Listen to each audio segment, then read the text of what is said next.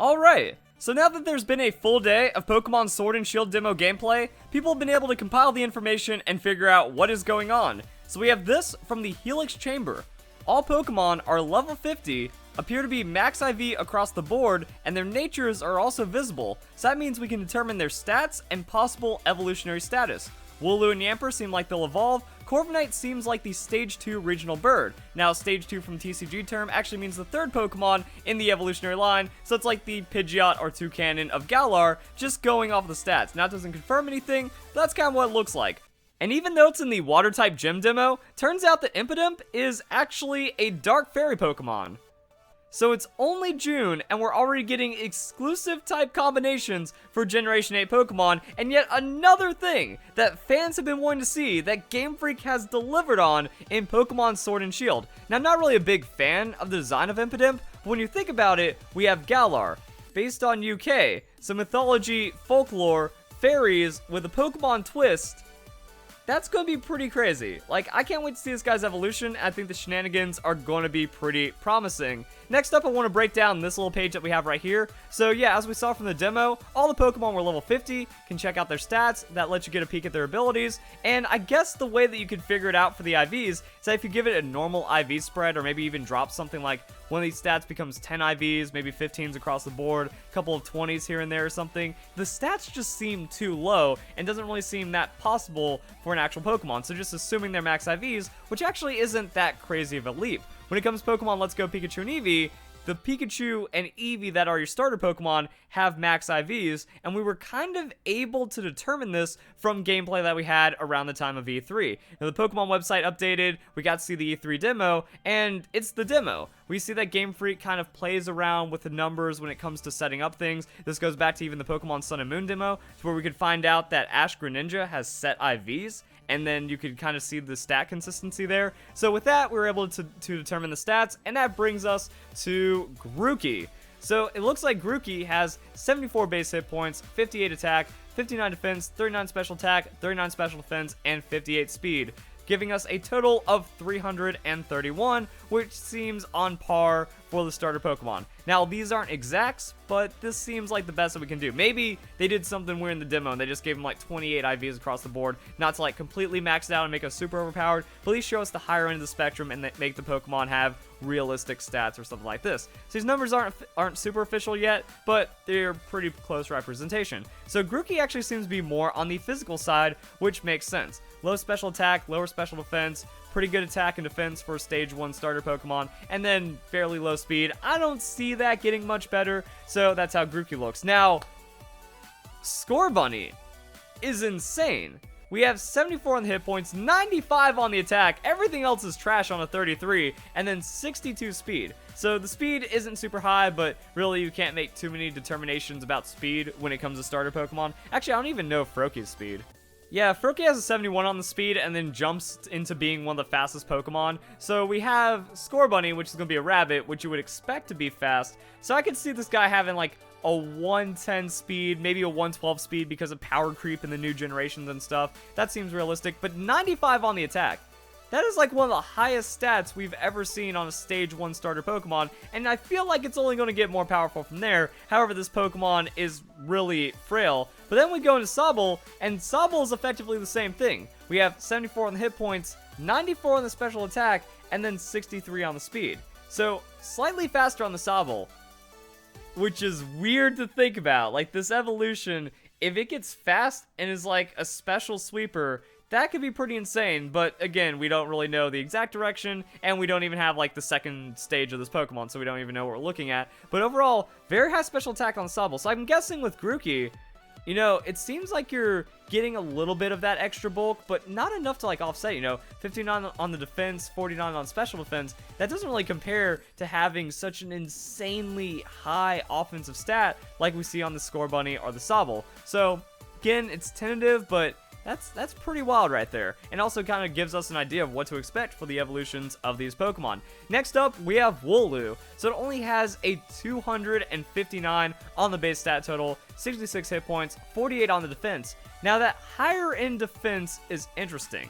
because it has the Fluffy ability, so effectively making it to where it takes half damage from moves that make contact, which is a lot of physical moves. Now, it's not all of them, like Earthquake isn't going to be cut in half, so it's not as good as the Fur Coat ability, but a higher in defense means that this Pokemon is going to be very physically tanky, depending on where the evolutions go. 41 speed, not super fast, special attack, it's not really much of an offensive Pokemon. Then special defense is okay. So yeah, that's kind of like Rattata kind of stats that you'd expect from a regional Pokemon like that. Same when it comes to Yamper. Yamper has 83 on the hit points, and then very low stuff and almost no speed. So it's weird. Electric Pokemon tend to have higher speed compared to other Pokemon typings, but pretty low on the speed. Special defense and defense are even. Attack, special attack are pretty close, and that actually has the highest hit points that we've seen so far. So going and comparing that to the other Pokemon like I've been talking about, I want to see Rockruff. So on top we have Rockruff, 45 hit points, 65 attack, 40 defense, 30 special attack, 40 special defense, and then 60 speed.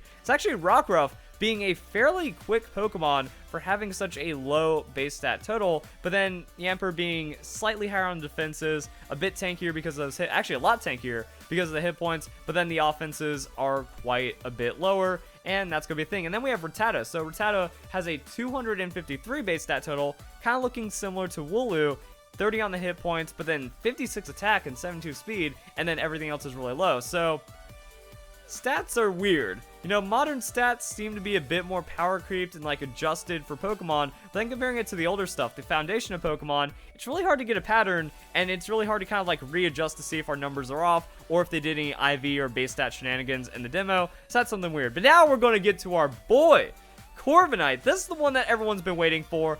474 on the base stat total, 102 hit points, 80 attack, 90 defense, 56 special attack, 78 special defense, and 60 speed. This is a competitive looking Pokemon. Now, the reason why people feel like it's going to be a final stage evolution is because it's level 5. When we see it in the E3 gameplay, that this isn't actually from the demo, this is from the treehouse. So what happened was we got a level up, which gave us a quick peek at our team, and then we get to see a level 45 Corviknight. Now this is absolutely hilarious to me because it makes me feel like this Pokemon is a failsafe, that maybe they encounter like a super strong Pokemon, they can't escape, everything gets one shot, and then you have the Corviknight there, so that way your E3 treehouse demo doesn't get completely screwed over, and then Corviknight eventually saves the day. But it's a level 45 Pokemon. So this presents several opportunities for the Corviknight. It could just straight up be our regional bird. Final evolution of 3, and that actually seems fairly close. Toucannon has a 485 base stat total, and also Pidgeot has roughly the same base stat total as well. Stat distribution kind of seems in line, but then we have to remember Skarmory.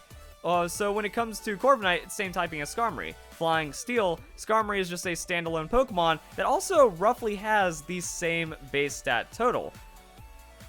465 compared to 474. Stats look pretty similar. Skarmory is known as that massive defensive tank, but Corviknight is a bit more balanced, so maybe it just has one pre-evolution. And being a level 45 kind of puts it in that sweet spot. So we have Pokemon like Zoroark that evolve at level 30, and then Pokemon like Bisharp that evolve over level 50. And then even like not Volibee, Mandibuzz and Braviary, they evolve at really high levels, and there's a lot of Pokemon in between, so that's going to be it. Now, it doesn't have, like, over 500 base stat total, so I'm not expecting it to, like, I was hoping it maybe be, like, some kind of crazy off, high base stat total, pseudo-legendary Pokemon. It doesn't really seem like it's going to be that way, but the stats still make it look competitive, and that's what I want to see. Alright, if we have a rough idea of what Corviknight looks like, is it tankier than Skarmory? Also, with the 102 on the hit points, you know, that looks really good. Does that offset compared to the 140 defense on the Skarmory? So a Skarmory taking a Flare Blitz from a Mega Charizard X. This is like one of the worst case scenarios ever.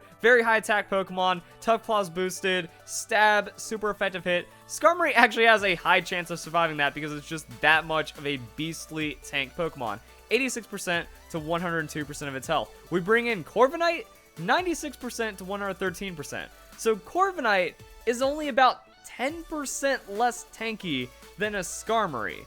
So I mean, you take this into like a neutral hit that isn't getting all these crazy boosts, and Corviknight is easily a 3-hit KO Pokemon on that defensive side. Alright, so what about on that special defense? So a Mega Charizard Y, again, just like the worst case scenario. We have Drought, so that's 50% damage, Stab, incredibly high special attack, super effective move. Skarmory takes 206 to 231% damage. Corviknight, 154, 182. So Corviknight is 30% more tanky on that special defense, and then 10% less tanky on defense, and that's the comparison to Skarmory. So I'm already feeling nasty things. Like, if this Pokemon does anything similar, you know, maybe it doesn't get to set up Stealth Rocks.